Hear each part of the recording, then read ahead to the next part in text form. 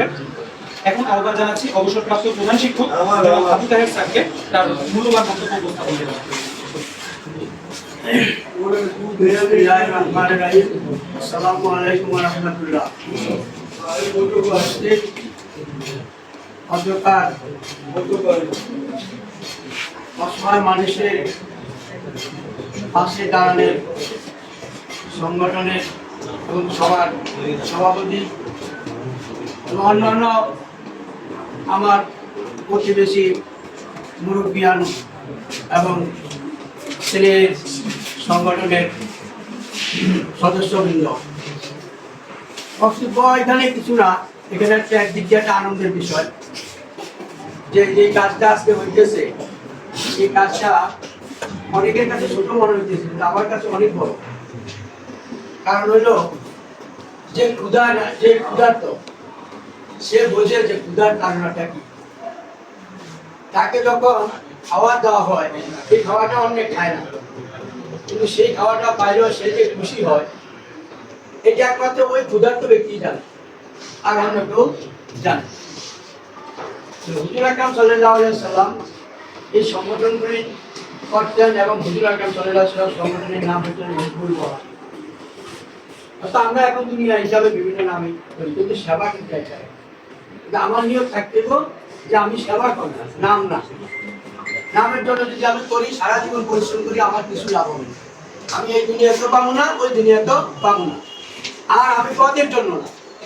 আমাদের দেশে ম্যাক্সিমাম জায়গায় দেখা যায় যে একটা সংগঠন দাঁড় করাইলে কিছুদিন পরে এটা নেতৃত্ব নিয়ে একটা ভাগাভাগি শুরু হয়ে যায় এবং এটা অচিরে ধ্বংস হয়ে যায়।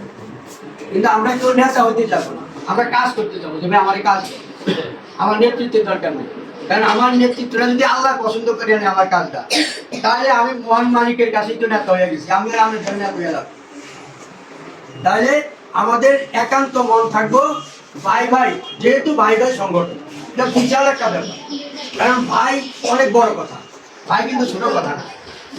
এই ভাইয়ের বন্ধন রক্তের বন্ধন, এই ভাই বন্ধন কখনো ছিন্ন হয় না। স্বাভাবিক হয়তো কিছু মানুষ চলতে গেলে কিছু ভুল ত্রুটি হইতেই পারে, হ্যাঁ হয়, এখানে আবার নিজেরা বসে আবার সংশোধন করে নিতে। কিন্তু যারা ওস ক্লাস করে দেখলে আপনারা সেখানে সংগঠন টিকে পারবেন না। কিছুদিন পরে একটা হাস্যকর জিনিস হয়ে দাঁড়ায়। এরা আরেকটা যে সুসংবাদ শুনলাম নামাজে, যেটা আল্লাহ আল্লাহ রাসূলের হুকুম, ওইটা হলো আসল।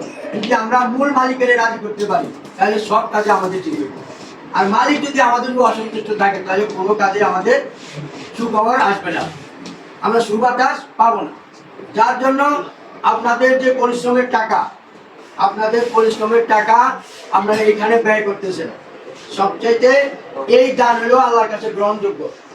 কিন্তু আমি অবৈধভাবে 10 কোটি টাকা কামাই করলাম, 1 কোটি টাকা ইচ্ছে দিলাম, কিন্তু এটার কোনো ফায়দা নেই, কোনো ফায়দা নেই। কিন্তু আমি 1 টাকা কামাই করছি, 4 আনা দিছি, এটার ফায়দা আছে।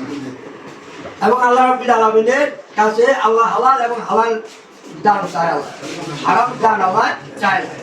চায় করেন নিজের সততা অবলম্বন করিয়া, নিজের ধৈর্য রাখা, হ্যাঁ করবেন। আমরা দোয়া করি আল্লাহ আপনাদের সংগঠনকে দীর্ঘায়ু করুক এবং মানুষের কাছে দাঁড়ানোর মতো আল্লাহ আরো সামর্থ্য পাইয়া দেব। আমি আমার সংক্ষিপ্ত বক্তব্য এখানে শেষ করলাম। আসসালামু আলাইকুম। ধন্যবাদ স্যারকে আমাদের মাঝে খুব দিক নির্দেশনামূলক এবং উপদেশমূলক শিক্ষামূলক বক্তব্য প্রদানের জন্য।